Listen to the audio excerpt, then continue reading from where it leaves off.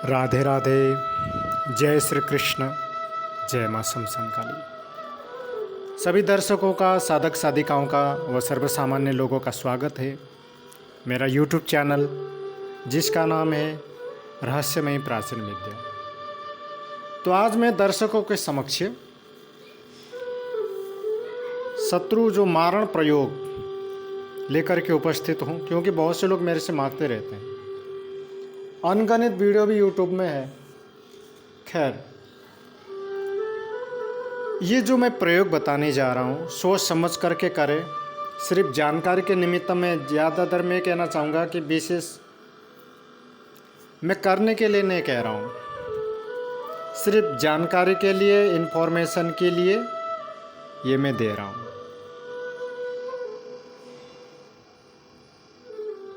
ठीक है। तो मैं प्रयोग करने के लिए मैं नहीं कहूँगा। हाँ, जब कहीं से कोई रास्ता नहीं मिल रहा है, सभी रास्ते बंद है, चारों तरफ से 10 दिशाएं बंद है, तो फिर सोच लेना इसमें क्या किया जाता है। इसके लिए हमें दुश्मन के पैर के नीचे की मिट्टी चाहिए हमें। अगर जेंट्स है, राइट मतलब आदमी है, मतलब पुरुष है, तो दाएं पैर का। अगर स्त्री है तो बाएं पैर के नीचे की मिट्टी हमें चाहिए। अब उस मिट्टी को लेकर के क्या करना है, मिट्टी थोड़ा सा ले लो। बहुत से लोग मेरे से पूछते कि सर कितना लेना है। अब नंगा पैर हो, जूता पहना हुआ तो चलेगा क्या? वो चलेगा, चाहे उसका नंगा पैर हो, चाहे वो जूता पहन रखा हो, चाहे कुछ बूट कुछ भी पहन रखा हो। हमें तो सिर्फ पैर के नीचे की मिट्टी से मतलब है। थोड़ा सा ही चाहिए, एक मुट्ठी, आधी मुट्ठी, एक चुटकी, जो भी तुम्हें मिल जाए। तो फिर वो दूसरी मिट्टी में उसको मिला करके एक पुतला तैयार करना है।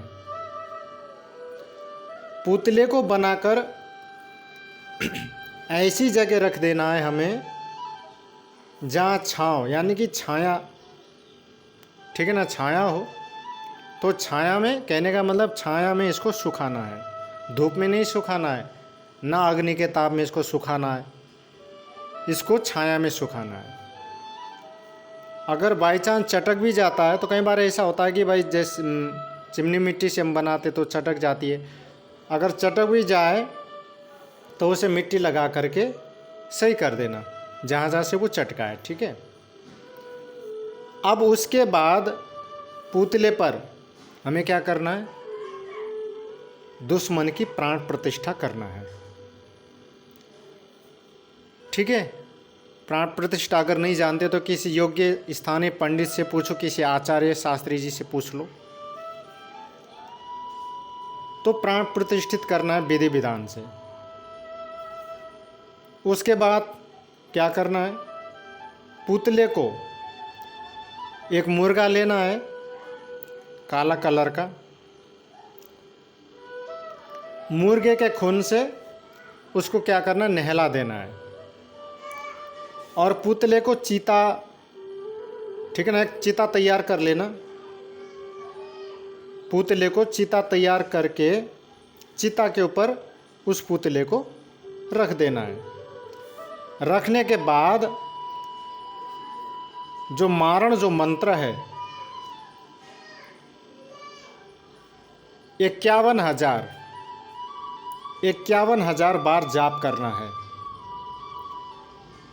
तो दर्शकों, जाप पूरा होते ही, जैसे तुम्हारा 51,000 मंत्र का जाप पूरा हो गया, जाप पूरा होते ही रुकना नहीं है, तत्क्षण हाथ के हाथ उस चिता में आग लगा देना है जिसमें हमने पुतले को रखा है। ठीक है। अब लोग मेरे से सवाल भी पूछेंगे, सर शास्त्री जी पुतले को सीधा रखना है या लिटा देना है? उसको सीधा भी रख सकते हो, लिटाना चाहे तो लिटा भी सकते हो। ठीक है।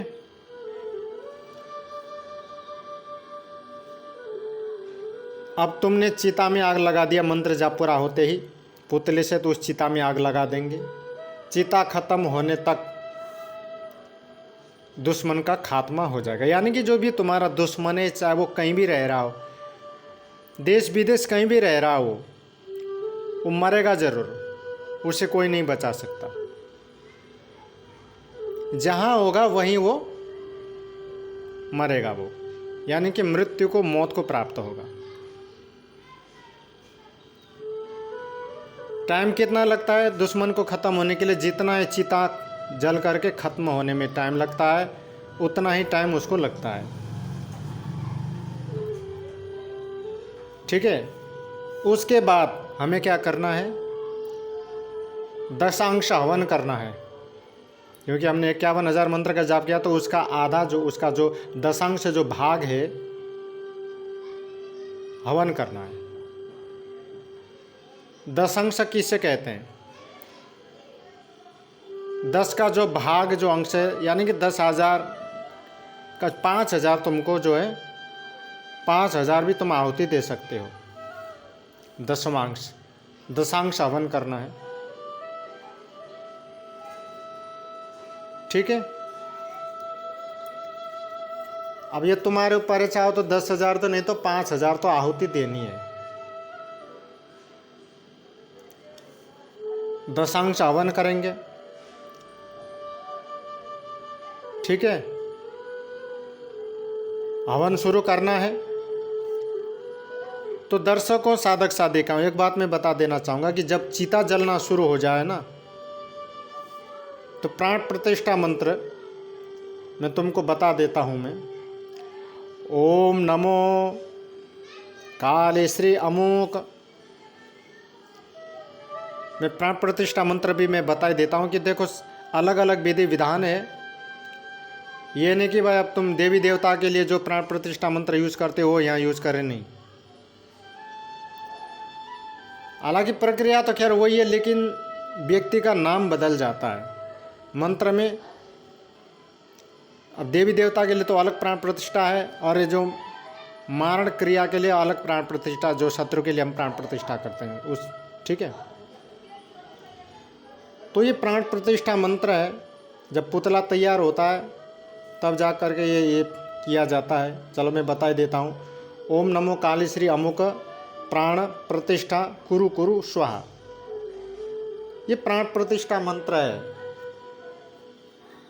अगर बाई चांस तुमको कोई योग्य व्यक्ति नहीं मिलता है, कोई शास्त्री, कोई आचार्य, कोई विद्वान ना मिले, तो तुम इस हिसाब से एक तांत्रिक विधि से भी प्राण प्रतिष्ठा कर सकते हो। उस दशा में अगर तुमको कोई नहीं मिलता है, तुम्हें इतना ज़्यादा विधि विधान, वैदिक मंत्रों का, शास्त्रों का, क्रियाओं का ज्ञान नहीं है, तो ये जो मेरे द्वारा बताए गए जो प्राण प्रतिष्ठा मंत्र है, इसको 108 बार बोलकर पुतले के ऊपर 3 बार फूंक मार देना, या फिर तुम प्रत्येक मंत्र पर भी फूंक मार सकते हो, तो नहीं तो 3 बार फूंक मार देना, तो इससे प्राण प्रतिष्ठा हो जाए। ठीक है ना। तो अमुक के जगह शत्रु का नाम आएगा, जो भी तुम्हारा शत्रु है। प्राण प्रतिष्ठा मंत्र एक बार और मैं बोल देता हूँ, शुद्ध बोलना है। ओम नमो काली श्री अमुक, अमुक के जगह उसका नाम आएगा। ठीक है, सुन लो शुरू से। ओम नमो काली श्री अमुक प्राण प्रतिष्ठा कुरु कुरु स्वाहा। तो माँ काली से हम निवेदन कर रहे हैं कि हे माँ काली, दुश्मन की जो भी प्राण है इसमें आप स्थापित करो, इसमें प्रतिष्ठित करो। ये निवेदन इस प्राण प्रतिष्ठा मंत्र में किया गया है। ठीक है। तो ये जब तुम पुतला तैयार करते हो उस समय प्राण प्रतिष्ठा कर देना। फिर बाद में वही प्रक्रिया कि भाई चिता के ऊपर करके 51,000 जाप करना है, जाप पूरा होते ही चिता में आग लगा देना है, उसके बाद है ना, तो फिर तुमको फिर क्या है, हवन करना है। ठीक है। अब मैं वो मंत्र में बता देता हूँ। इस मंत्र को सुन करके YouTube में देख करके, मेरे वीडियो में देख करके करने मत लग जाना। बिना परमिशन के, बिना इजाज़त के, बिना इस विद्या के दीक्षा लिए तुम करोगे तो सफलता तो मिलेगी नहीं। बाई चांस मिल भी जाए तो ऐसी सफलता मिलेगी कि अगर थोड़ी सी चूक हो गई तो तुम्हारे ऊपर ही भारी पड़ जाएगा ये। ये विद्या तुम्हारे ऊपर भारी पड़ेगी, तुमको ही भारी पड़ेगा। तो इसलिए सोच समझ करके पहले इन विद्याओं के बारे में अच्छी तरह से सोच लो, समझ लो, जान लो, सीख लो, तभी जा कर के इन प्रयोग को करना। क्योंकि इन प्रयोगों को करने के लिए देखने में, सुनने में तो सरल लगता है, लेकिन ये सरल है नहीं, क्योंकि ये बहुत भयानक ये विद्या है। क्योंकि ये अदृश्य शक्ति, जिस प्रकार से बिजली की जो करंट, जो शक्ति जो दिखती नहीं है, उस हिसाब से ये भी अदृश्य शक्ति है। जब थोड़ी सी मिस्टेक हो जाए तो बिजली का झटका हमें गिरा देती है, बिजली हमें, है ना, यहाँ तक कि ऊपर तक पहुँचा देती है। तो ऐसे ये जो विशेष करके ये जो साधना है, मारण प्रयोग, जिससे मूठ करनी, मूठ भेजना, घात भेजना, मारण बाण चलाना, तो क्या है कि ये खतरनाक प्रयोग है, उग्र प्रयोग है, यह तामसिक प्रयोग है।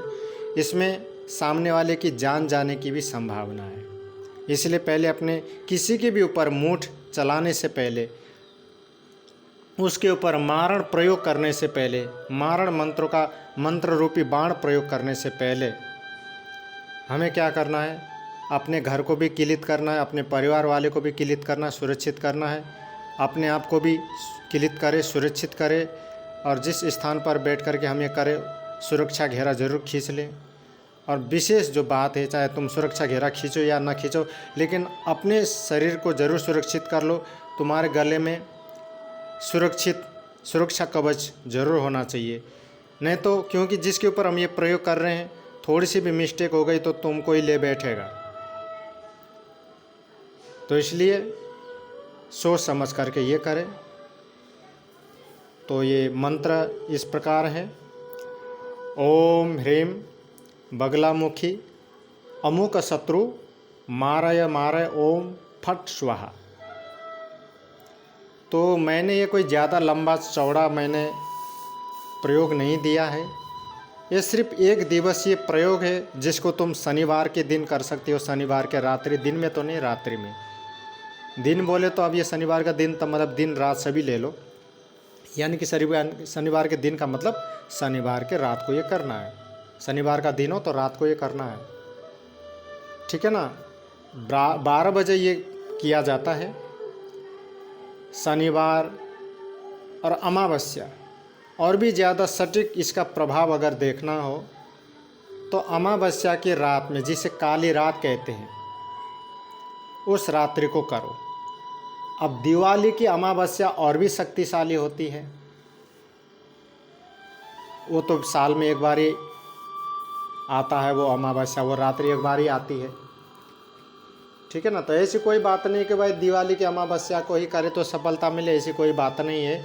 शनिवार की रात्रि में भी कर सकते हो, या फिर किसी भी अमावस्या के रात्रि को भी कर सकते हो। इसके अलावा मंगलवार को भी कर सकते हो, पर विशेष करके शनिवार की रात्रि ही बेस्ट रहता है, ठीक है। तो जाते जाते मंत्र में अपने दर्शकों को एक बार और बता देना चाहूँगा, ये अचूक प्रयोग है। बस सामने वाले में करने की क्षमता होनी चाहिए, शक्ति होनी चाहिए, वो जोश, वो जागर, वो हौसला बुलंद होना चाहिए। हर हालत में अपने टारगेट को ये ध्वस्त कर देता है, ख़त्म कर देता है। ये बचने का अवसर भी उससे नहीं देता ये जो प्रयोग बताया है मैंने। क्योंकि बड़े बड़े लोग बड़े बड़े वादे करते हैं यूट्यूब में, तरह तरह के लोग ढोंग वगैरह बताते हैं। तो ऐसे ढोंगी पाखंडियों के पास जाने से अच्छा तुम खुद ही कर लो इस चीज़ की दीक्षा लेकर के। बगैर दीक्षा, इस विद्या की दीक्षा ले बगैर इसको मत करना। करने से पहले किसी से इस मंत्र की इस दीक्षा ले लो, इस विधि की दीक्षा ले लो, तब जा कर के इसको करो, फिर तो कोई टेंशन नहीं है। अब ये नहीं कि भाई जोश में आकर के तुम होश खो रहे हो कि मुझे इसने परेशान किया, मुझे उसने परेशान किया, मुझे इसे मारना है, मुझे उसको मारना है, मुझे इसके ऊपर मारण प्रयोग करना है, उसके ऊपर मारण प्रयोग करना है। तो भैया उल्टा तेरा ही मारण हो जाएगा। तो इसलिए सोच समझ करके करे, ठीक है। ये चीज़ें होती है, नहीं होती है, ऐसी बात नहीं है। जिसके ऊपर हुआ है वो सिर पकड़ के रो रहा है, और जिसके ऊपर नहीं हो रहा है वो साले का धरती में पैर नहीं, दो हाथ उछल रहा है, कूद रहा है, हंस रहा है, दंतियाँ फाड़ रहा है, ऐसा कुछ होता नहीं है। और जिसको हुआ है उसका बुरा हाल है, क्या बताएं। तो एक बार मंत्र और सुन लो जाते जाते। ओम ह्रीम बगलामुखी अमुक शत्रु मारय मारय ओम फट स्वाहा।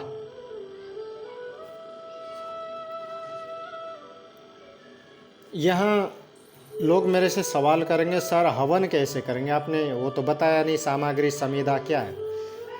समीधा यही है, इसमें मांस के द्वारा भी आहुति दे सकते हो।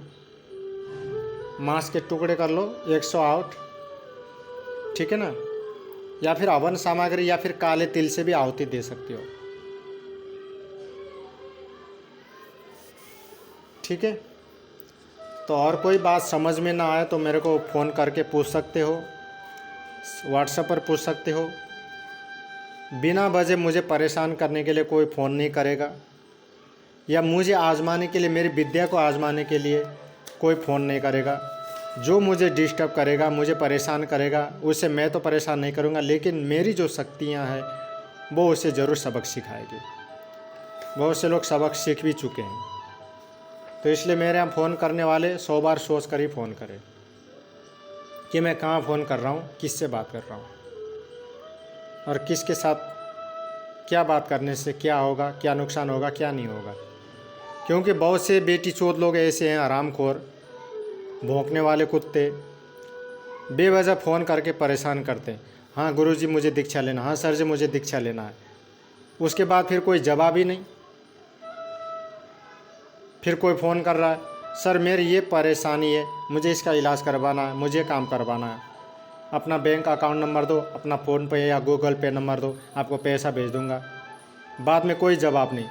तो ऐसे लोगों से मैं कहना चाहूँगा कि अपनी क्या ऐसी की तैसी करने के लिए फ़ोन करता है मेरे को। जब काम नहीं करवाना है, दीक्षा नहीं लेना है, तो क्या वैसे मूड मारने के लिए मेरे को फ़ोन किया? चूतिया तो नहीं हो तुम लोग, या पागल कुत्ता ने काट लिया हैं? तो ऐसे लोग क्या है कि चलो भाई शास्त्री जी से बात कर लेते, 2-4 बातें, और अपना टाइम पास भी हो जाएगा, घंटा टाइम पास। तो भाई ऐसा मत करो मेरे साथ। मेरा समय बहुत कीमती है, तुम लोगों का समय कीमती या नहीं कीमती है मेरे को पता नहीं, पर मेरा समय बहुत कीमती है। और जो कोई मेरे कीमती समय को बर्बाद करेगा उससे मेरी शक्तियाँ बर्बाद करेगी। समझदार को इशारा ही काफ़ी है, ठीक है।